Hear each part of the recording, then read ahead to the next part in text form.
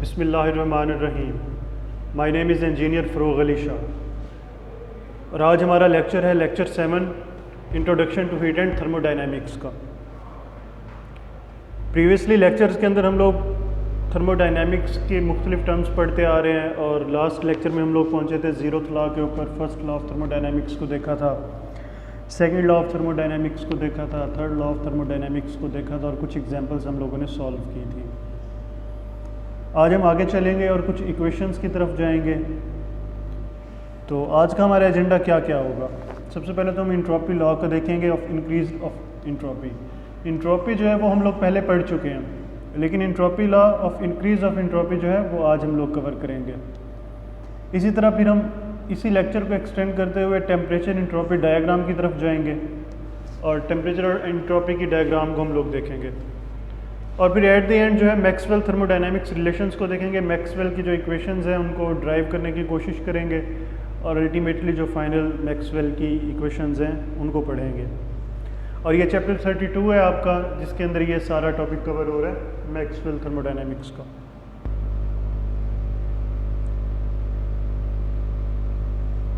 अच्छा जी, सबसे पहले चलते हैं हम लोग principle of increase of entropy की तरफ। जैसा कि स्लाइड के ऊपर आप लोग देख रहे हैं, यहाँ पर दो सिचुएशंस क्रिएट की गई हैं। पहली सिचुएशन ये है कि ये दोनों जो सिचुएशंस हैं इसके अंदर ये रिवर्सिबल सिस्टम है, रिवर्सिबल प्रोसेस हो रहा है। Let a system change from state 1 to state 2 by a reversible process A and return to state 1 by another reversible process B। अब इसके अंदर दो प्रोसेस इंक्लूड हो गए हैं। एज अ होल जो स्टेट है, स्टेट 1 से स्टेट 2 तक आने के लिए दो प्रोसेस हो रहे हैं। पहला प्रोसेस हो रहा है 1 to 2 और उसको A का नाम दिया, और फिर 2 से 1 वो फिर B हो गया। तो जब हमने इसको इन टर्म्स ऑफ इंट्रोपी देखा तो इंट्रोपी का फार्मूला आप लोगों को पता है dQ/T होता है।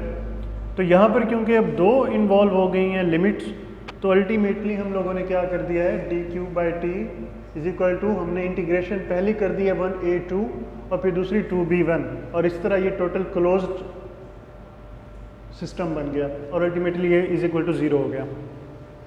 तो हमारे पास पहली टर्म जो है वो क्या आ गई, वो आ गई dQ/T और दूसरी आ गई dQ/t।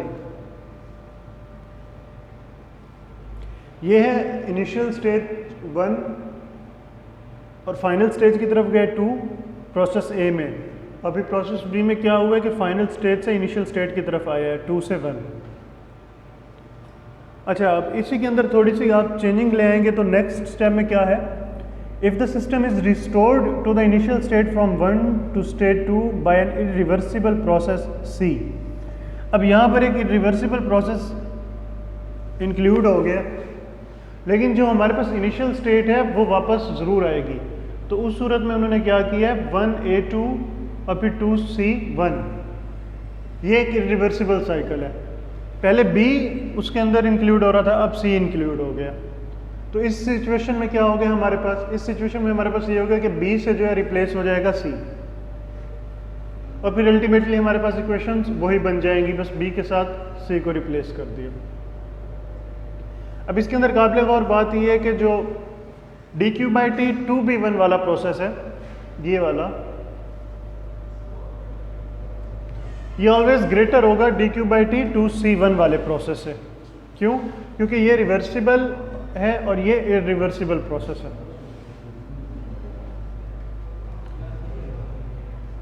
अच्छा जी, आगे चलते हैं, क्योंकि since the process 2B1 is reversible, जो कि हम पहले बात कर चुके हैं, तो dQ/T 2B1 is equal to integration 1/2 dQ/T। वही बात होगी, क्योंकि ये रिवर्सिबल है तो इनिशियल स्टेट से फाइनल स्टेट तक हम लोग लेके चले गए हैं, तो 1/2 हो गया। और फिर इसी तरह अगर हम इस टर्म को इंट्रोपी की शेप में करें तो इंट्रोपी का फॉर्मूला आपको पता है, S is equal to Q/T होता है, dQ/dt इस फॉर्म में आ जाएगा। तो जब हम इसको करेंगे ds में, इंटीग्रेशन हमने साथ लगाई 1 से 2, तो वो अल्टीमेटली हमारे पास क्या बन गया, dQ/T और इंटीग्रेशन साथ आ गई 2CI की। और इन जनरली बताया जा रहा है कि इंट्रोपी ds जो है वो ग्रेटर है dQ/T। और ये हमेशा से ऐसा होता है क्योंकि अल्टीमेटली हीट लॉस होता है, एनर्जी लॉस होता है, तो डी एस जो है इनिशियल स्टेज जो है वो हमेशा ग्रेटर होगी।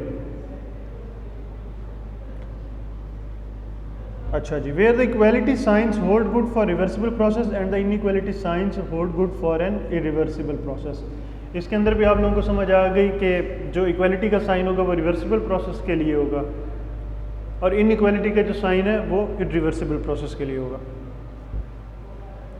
अच्छा जी, नाउ अब क्या करते हैं, let us apply the above result to evaluate the entropy change of the universe when a system interacts with its surrounding and exchanges energy as heat with the surrounding. अब हम practical एक example की तरफ आ जाते हैं और हम अपनी सराउंडिंग्स से एंट्रोपी को सॉल्व करने की कोशिश करते हैं, देखने की कोशिश करते हैं। तो उसके लिए जनाब क्या होगा, लेट टी सराउंडिंग, एक टी जो है वो सराउंडिंग है और एक टी जो है वो सिस्टम का टेम्परेचर है। Be the temperature of the surrounding and the system such that T surrounding is greater than T system. अब यहाँ पर आप एंट्रोपी की फॉर्म में जाएंगे तो let D Q represent the energy transfer as heat from the surrounding to the system during the given irreversible process.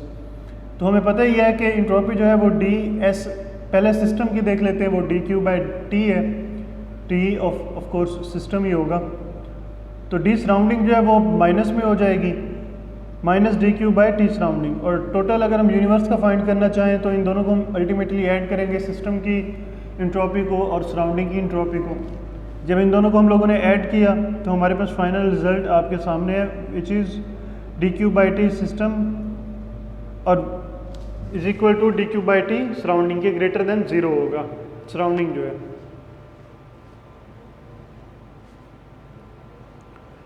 अच्छा जी, अब यहाँ पर काबिल गौर बात जो एक और पॉइंट है वो ये है कि if the system is isolated there is no change in the entropy of the surrounding and delta S is equal to zero for an isolated system.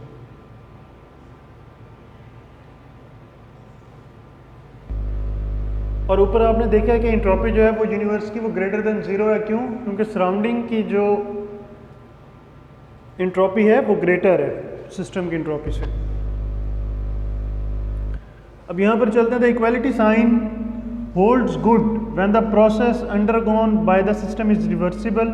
The equality sign holds good if there is any irreversible present in the process. This statement is usually called the principle of entropy increase. अब इस सारे topic का मुद्दा सारा ये है, वो reversible irreversible के अंदर हम लोग खेल रहे हैं। रिवर्सिबल के अंदर क्या मामला होता है कि जो इक्वालिटी का साइन है, अच्छा जी, इक्वालिटी का साइन जो है वो इक्वल और इनइक्वालिटी का साइन जो है वो इरिवर्सिबल के अंदर हो जाएगा। और इसी तरह हम इक्वालिटी के साइन के अंदर देखेंगे कि हमारी जो एंट्रोपी है वो ऑलवेज ग्रेटर होगी इनइक्वालिटी के केस में। क्यों? क्योंकि इनइक्वालिटी का जो केस है वो रिवर्सिबल का केस है और इक्वालिटी का जो केस है वो रिवर्सिबल का केस है।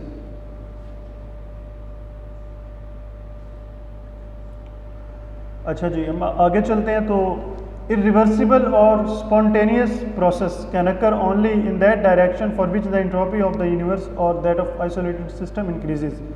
These processes cannot occur in the direction of decreasing entropy. अब for an isolated system हमें बताया गया कि जो एंट्रोपी है वो ग्रेटर देन ज़ीरो होगी फॉर इरिवर्सिबल प्रोसेस और इक्वल टू ज़ीरो होगी फॉर रिवर्सिबल प्रोसेस और लेस देन ज़ीरो होगी द प्रोसेस इज इम्पॉसिबल। जो भी रिवर्सिबल प्रोसेस हो रहा होगा उसके अंदर एंट्रोपी जो है वो ग्रेटर देन ज़ीरो होगी। और क्योंकि क्लोज सिस्टम है तो रिवर्सिबल प्रोसेस जो होगा उसके अंदर entropy is equal to zero होगी, वो इक्वल हो जाएगी ज़ीरो के। और जब हम बात करेंगे एक ऐसा प्रोसेस जो इम्पॉसिबल है तो उसके अंदर एंट्रोपी जो है वो लेस देन ज़ीरो हो जाएगी।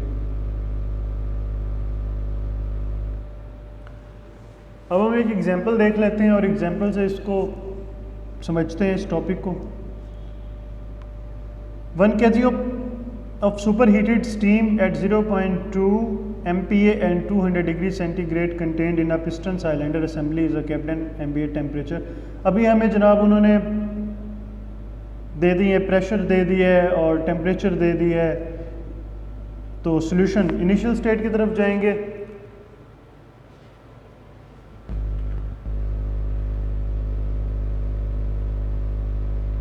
फार्मूलाज को हम लोग पुट करेंगे, इंट्रोपी के फार्मूलाज को पुट करेंगे हम लोग और हम अपने आंसर निकाल लेंगे।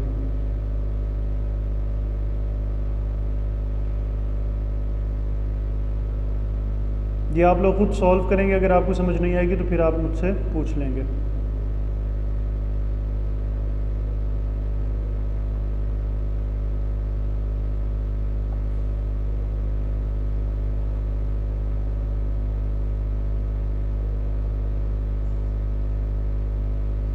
अच्छा जी, अब हम चलते हैं टेम्परेचर इंट्रोपी डायग्राम की तरफ। ये आप लोगों की असाइनमेंट है, ये न्यूमेरिकल आप लोग सॉल्व करेंगे और फिर मुझे आप लोग भेजेंगे पीडीएफ की फॉर्म में इन व्हाट्सएप ग्रुप। अगर समझ नहीं आएगी तो फिर आप मुझसे पूछेंगे।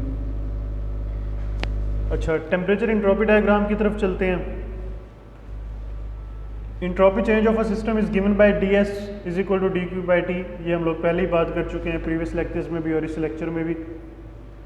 During energy transfer as heat to the system from the surrounding is given by D Q is equal to T D S. अच्छा जी, अब इसमें क्या बात कर रही हो कि energy transfer as heat, energy transfer जो है वो हमेशा एज हीट ही होगा to the system from the surrounding.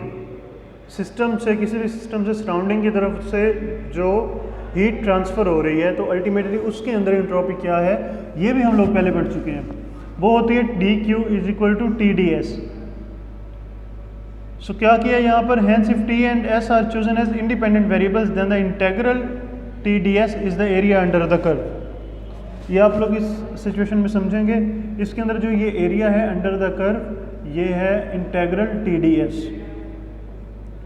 और ये टी एस डायग्राम है कार्नोट साइकिल की। कार्नोट इंजन हम लोग पिछले लेक्चर्स में पढ़ चुके हैं और उसके अंदर कार्नोट साइकिल को भी हम लोगों ने डिस्कस किया था, जिसके अंदर एरिया अंडर द कर्व आ रहा था और वही वर्क डन होता था। अच्छा, यहाँ पर हम रिकॉल करते हैं फर्स्ट लॉ ऑफ थर्मोडायनेमिक्स को। First law of thermodynamics we know के U is equal to Q minus W. अब यहाँ पर डिफरेंशियल जब हम लोगों ने ले लिया तो वो D U is equal to D Q minus D W बन जाएगा। अब यहाँ पर डी क्यू जो है वो टी डी एस के इक्वल है पिछली स्लाइड में जिस तरह हम लोगों ने देखा है, और डी डब्ल्यू जो है वो पी डी वी के बराबर, पी डी वी के बराबर है, क्योंकि वर्क जो है वो होता है प्रेशर और वॉल्यूम। तो ये डी जो है ये चेंज इन वॉल्यूम है। सो देयरफॉर जब फाइनली हम लोगों ने निकाली है यहाँ पर तो फाइनल हमारे पास क्या आ गई है, D U is equal to T D S minus P D V. जब हमने इसको पुट किया फर्स्ट लॉ ऑफ थर्मोडायनेमिक्स के अंदर, जब हम लोगों ने इसको इसके अंदर पुट किया तो डी क्यू की वैल्यू को पुट किया और डी डब्ल्यू की वैल्यू को पुट कर दिया और हमारे पास फाइनल इक्वेशन ये आ गई है। अच्छा जी, अब हम कुछ चीज़ें रिकॉल करते हैं। Work done on a gas during a change of volume, ये हम लोग प्रीवियस लेक्चर्स में ऑफ कोर्स कवर कर चुके हैं, जिसके अंदर हमने वर्क डन को देखा था। Work done on a gas during a change of volume हमने देखा था कि वर्क जो है वो माइनस पी डी वी हो जाता है, और ये हम लोगों ने वहाँ पर इसको प्रूव भी किया था। उसके बाद first law of thermodynamics of course which is D U is equal to delta Q plus delta W, और फिर W को मैं माइनस पी डी वी के साथ करूं। और फिर second law of thermodynamics in terms of entropy, in terms of entropy जब हम लोग देखेंगे तो delta Q is equal to T D S. यहां पर बात हो रही है कि वे delta W and delta Q are inexact differentials. अब हम चलते हैं, कुछ चीज़ें डिस्कस करेंगे before going toward Maxwell equation. Basic चीज़ों का हमें पहले पता होना चाहिए। सबसे पहले इंटरनल एनर्जी को देखते हैं। इंटरनल एनर्जी हम लोग पहले देख चुके हैं तो दोबारा से देखेंगे। The first thermodynamic potential we will consider is internal energy which will most likely be the one you are most familiar with from past studies of thermodynamics. Internal energy को हम लोग पढ़ चुके हैं। The internal energy of a system is the energy contained in it. This is excluding any energy from outside of the system due to any external force or the kinetic energy of the system. ये इसकी definition दी हुई है और थोड़ी explanation दी हुई है। हम directly equations की तरफ चलते हैं। तो let's consider the first law of thermodynamics which gives us differential form of the internal energy. Internal energy, क्योंकि ये यू जो है ये एनर्जी है ना, तो internal energy D U is equal to delta Q plus delta V. अब यहाँ पर वही हम लोगों ने जो प्रीवियसली चीज़ें कवर की हैं अबव स्लाइड्स के अंदर जो TDS को हम लोग एक्सप्लेन कर रहे थे और वैल्यूज़ हमने पुट की थी, तो हमारे पास ये वाली फाइनल इक्वेशन आई थी du is equal to TDS minus PdV। उसके बाद हम लोग देखते हैं व्हाट इज इंथैल्पी। इंथैल्पी को देखेंगे, ये H के साथ डिनोट की जाती है और is a thermodynamic potential of a system which is equal to internal energy of a system plus the product of its pressure and volume. तो क्या है इंथैल्पी? इंथैल्पी है internal energy plus product of pressure and volume. अब जनाब इसकी equation को जब हम फाइंड करना चाहेंगे, जब डिफरेंशियल हम लेंगे इनका, तो DH का तो आ गया इज इक्वल टू DU आ गया और प्लस DP ऑफ V। अब यहाँ पर इन दोनों का अलग-अलग हो जाएगा। एक दफ़ा हम डिफरेंशियल ले लेंगे V के साथ और एक दफ़ा डिफरेंशियल ले लेंगे P के साथ, तो फाइनल इक्वेशन हमारे पास बन जाएगी DU plus P delta differential V plus V differential P। ये बाकी जितना भी दरम्यान में लिखा हुआ है सारी इसकी एक्सप्लेनेशन इंथैल्पी की, ये ऑफ कोर्स आप लोग खुद पढ़ेंगे। अच्छा जी, अब हम चलते हैं उसी इंथैल्पी को इन टर्म्स ऑफ एंट्रोपी लेके। अब ये देख रहे हैं ना कि जो भी आर्टिकल है उसको अल्टीमेटली हम लोग फिर कनेक्ट कर रहे हैं इंथैल्पी के साथ, एंट्रोपी के साथ। तो एंट्रोपी की तरफ जब हम लेकर इसको चलेंगे, वैल्यूज़ को सब्स्टिट्यूट करेंगे, तो हमारे पास एंट्रोपी के शेप में DH is equal to TDS plus V DP आ जाएगा। और ये जो है डिफरेंशियल फॉर्म ऑफ इंथैल्पी है जिसके अंदर D हमेशा इंक्लूड हो जाता है। अब यहाँ पर काबिल गौर बात जो उन्होंने लिखी हुई है वो ये है कि we can see that DH is equal to 0 when DS and DP are 0। Of course जब ये DH is equal to TDS plus VDP है, जब DS भी 0 होगा DP भी 0 होगा, तो DH तो अल्टीमेटली 0 हो ही जाना है ना।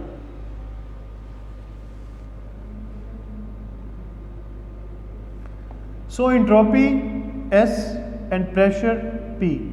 एंट्रोपी जो है वो सिंपली S है और प्रेशर जो है P are the natural variables of enthalpy.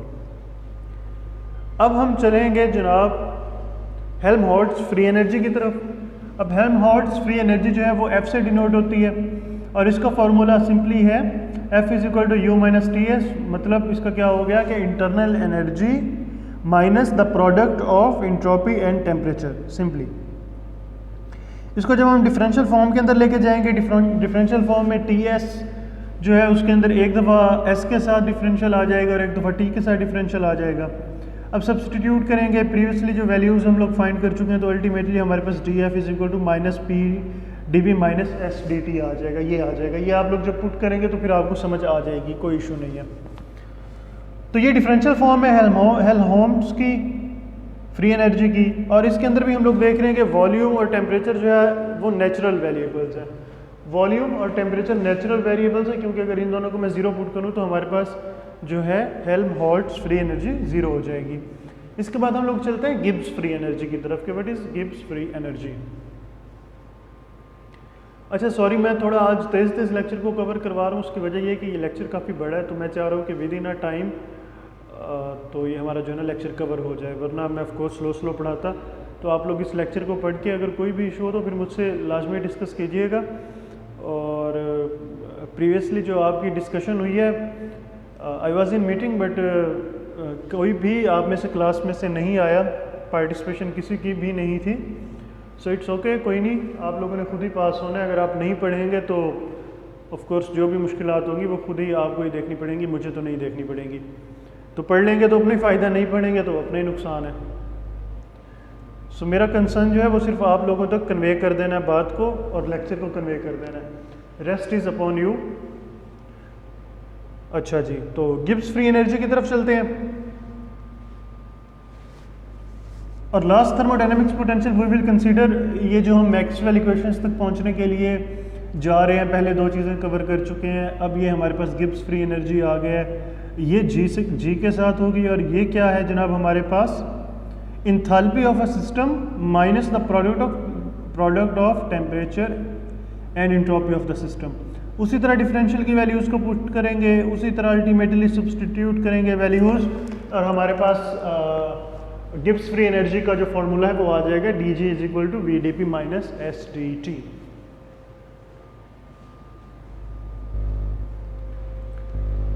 और ये differential form of Gibbs energy है। इसमें आप लोग देख सकते हैं कि प्रेशर और टेम्परेचर जो है वो नेचुरल वेरिएबल्स हैं गिब्स फ्री एनर्जी के। अब मैक्सवेल रिलेशंस को ड्राइव करने से पहले हम लोगों ने जो जो पढ़ा उसको देख लेते हैं ज़रा एक दफ़ा। ये एक स्लाइड है जिसके अंदर सारी आपके पास चीज़ें इंक्लूड हो गई हैं। सबसे पहले इंटरनल एनर्जी को देखा। इंटरनल एनर्जी की डिफरेंशियल फॉर्म में देखी, D is equal to T D S minus P D V, और इसके नेचुरल वेरिएबल्स जो हैं वो एस और बी हैं। फिर इंथाल्पी को देखा, which was D H is equal to T D S plus V D P. फिर Helmholtz free energy which was denoted by F, उसको देखा तो D F is equal to minus P D V minus S D T. इसी तरह Gibbs free energy G को देखा, which is D G is equal to V D P minus S D T. ये हम लोगों ने previously पीछे 4 से 5 स्लाइड्स के अंदर कवर किया और अल्टीमेटली इन फॉर्म्स को हम लोगों ने ड्राइव किया है। और यही जो फॉर्म्स हैं ये आगे काम आएंगी मैक्सवेल इक्वेशन को ड्राइव करने के लिए। अब देखें, सबसे पहले है ना इंटरनल एनर्जी, तो अब हम चलते हैं इंटरनल एनर्जी रिलेशन से। Internal energy Maxwell relation.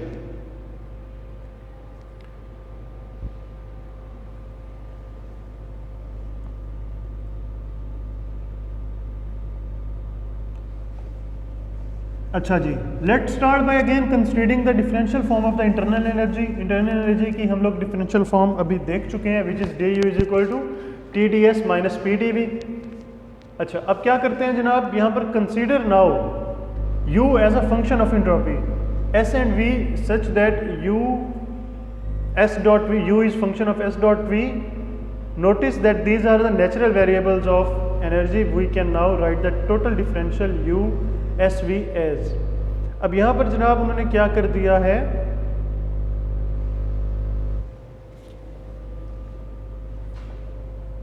Delta u by delta s को जो है मल्टीप्लाई कर दिया दोनों फॉर्म्स के साथ, और अल्टीमेटली उनको सॉल्व किया। सॉल्व करने के बाद मुख्तलिफ प्रोसेस से गुजरने के बाद, अब ये क्योंकि मैं आप लोगों को यहाँ पर 1 बाय 1 स्टेप जो है वो एक्सप्लेन तो नहीं कर सकता, तो आपको मैंने ये दे दी हैं, आप इसको एक दफ़ा देख लेंगे, समझ आ जाएगी, नहीं आएगी तो फिर मुझसे पूछेंगे। तो अल्टीमेटली जो हमारे पास जो रिजल्ट आता है वो डेल्टा टी और delta V S is equal to minus P delta P और डेल्टा एस वी आ जाएगा। ये फर्स्ट मैक्सवेल रिलेशनशिप है। ये है in case of internal energy. Internal energy से हमने पहली मैक्सवेल इक्वेशन निकाली है। अच्छा, मैक्सवेल इक्वेशंस को पढ़ने के लिए सबसे पहले आपको ये बात देखनी पड़ेगी कि पेपर्स के अंदर कभी भी डेरिवेशन नहीं आएगी मैक्सवेल इक्वेशंस की। 1 की निकालें, 2 की निकालें, 3 की निकालें और 4 की निकालें, अनलेस कि कोई ऐसा टीचर हो कि जिसे बिल्कुल ही ये हो कि यार मैंने अपने बच्चों को जो है ना बिल्कुल फेल करना है और उनको मार्क्स अच्छे नहीं देने। सो मोस्टली क्या हो रहा होता है, मोस्टली यही एनफ आ रहा होता है कि kindly write down the equations of Maxwell. तो मैक्सवेल इक्वेशंस की को राइट डाउन करना होता है। सो इसलिए मैंने आपको डेरिवेशंस तो इसमें इंक्लूड कर दी, आप एक दफ़ा देख लेंगे और आपको समझ भी आ जाएगी, बहुत ज़्यादा मुश्किल नहीं है। आप एक दफ़ा डिफरेंशियल फॉर्म्स जिस तरह है इंटरनल एनर्जी की, गिब्स एनर्जी की, उसको लेके चलेंगे, 4 से 5 स्टेप हैं, तो आपको आराम से समझ आ जाएगी और आप इसको ड्राइव कर लेंगे। लेकिन अल्टीमेटली मुझे पता है कि कुछ मेरी तरह के लोग भी होंगे आपकी क्लास में कि जो इस तरह के कामों से भागते हैं, तो मेरे जैसों के लिए मैं होप करता हूँ कि आप लोग सारे पढ़ने वाले होंगे, लेकिन मेरे जैसों के लिए सिर्फ ये कि आप लोग इन इक्वेशंस को रट्टा लगा लें, इन इक्वेशंस को अच्छी तरह याद कर लें, मैक्सवेल इक्वेशंस को। ये आपके बड़े काम आएंगी, क्योंकि पेपर के अंदर अगर ये आ गई और अगर ये 4 इक्वेशंस है तो 4 इक्वेशंस आपने अगर सही लिख दी तो यूँ समझ लें कि आपने फुल बाय फुल मार्क्स तो गेट कर ही लिए हैं। और अगर डेरिवेशन आ गई है, डेरिवेशन के अंदर अगर 1-2 स्टेप्स आप लोग स्किप भी कर गए और अल्टीमेटली फाइनल आपने इक्वेशन ठीक लिख दी है, तो फिर भी एटलीस्ट 0 नहीं आएंगे। अगर 10 का है तो 10 में से आपके 5 और 6 तो आ ही जाएंगे। अच्छा, अब इंथाल्पी मैक्सवेल, अब इंथाल्पी से निकालते हैं। इंथाल्पी हम लोग पढ़ चुके हैं, उसकी differential form D H is equal to T D S plus V D P. इसके अंदर भी हम लोगों ने एच और एस को जो है वो दोनों तरफ डिवाइड किया, डेल्टा एच और डेल्टा एस को। इसी तरह फिर हम लोग इक्वेशंस को लेकर गए हैं और वैल्यूज़ को सब्सटीट्यूट और डिफ्रेंशिएट करने के बाद हमारे पास फाइनल जो वैल्यू आई है वो आई है डेल्टा टी और delta P, S is equal to delta V और डेल्टा एस पी। इसी तरह Helmholtz free energy Maxwell relationship है।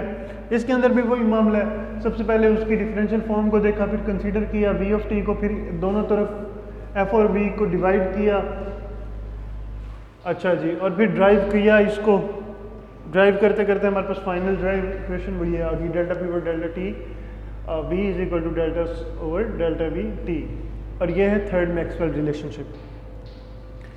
इसी तरह फिर हम लोग गिब्स फ्री एनर्जी की तरफ गए। गिब्स फ्री एनर्जी का हम लोगों ने देखा कि जो डिफरेंशियल फॉर्म थी वो हमें पता है D G is equal to V D P minus S D T थी, तो उसके अंदर भी हम पी ऑफ टी जो है वो उनको कंसीडर किया है फंक्शन ऑफ जी और पुट किया है वैल्यूज़ को, और अल्टीमेटली हमारे पास ये आ गया है delta V over delta T P is equal to minus delta S over delta P T. अब ये कंक्लूजन है। अब यहाँ पर ये जनाब मैक्सवेल रिलेशंस हैं, ये समराइज कर दिए गए, ये चारों इक्वेशंस जो हैं वो एक ही फॉर्म में हम लोग ले आए हैं।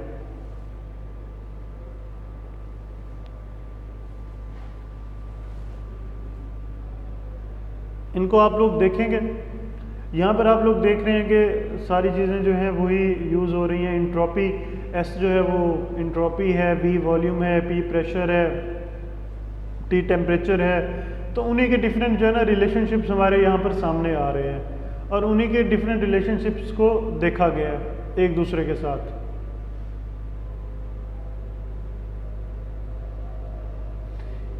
अब जिस तरह ये देखेंगे पहली मैक्सवेल इक्वेशन जो है इसके अंदर हम लोगों ने क्या किया है, हम लोगों ने इंट्रोपी और वॉल्यूम के रिलेशनशिप को आपस में देखा है। अच्छा, सेकंड में हम लोग क्या कर रहे थे, अच्छा ये फिर इंटरनल एनर्जी के थ्रू हम लोगों ने फाइंड किया था, फिर इसके अंदर प्रेशर के साथ देख रहे हैं, फिर टेम्परेचर और वॉल्यूम को देख रहे हैं, फिर इसी तरह फिर यहाँ पर प्रेशर और टेम्परेचर को देख रहे हैं, और ये सारे इन टर्म्स ऑफ इंट्रोपी हैं। और ये मैंने ऐड कर दिए हैं लिंक्स जहाँ से आप लोगों को हेल्प मिल सकती है इस लेक्चर के रिगार्डिंग।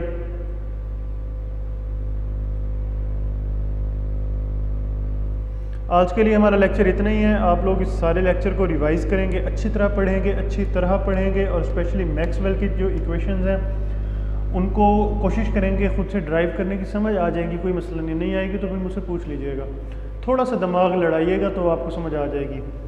और अल्टीमेटली एटलीस्ट आपको मैक्सवेल की चारों इक्वेशंस फिंगर टिप्स पर याद तो होनी चाहिए।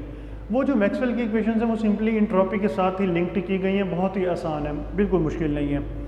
तो इंशाल्लाह आज का लेक्चर इतना ही है, नेक्स्ट लेक्चर में मुलाकात होगी। अल्लाह हाफिज़।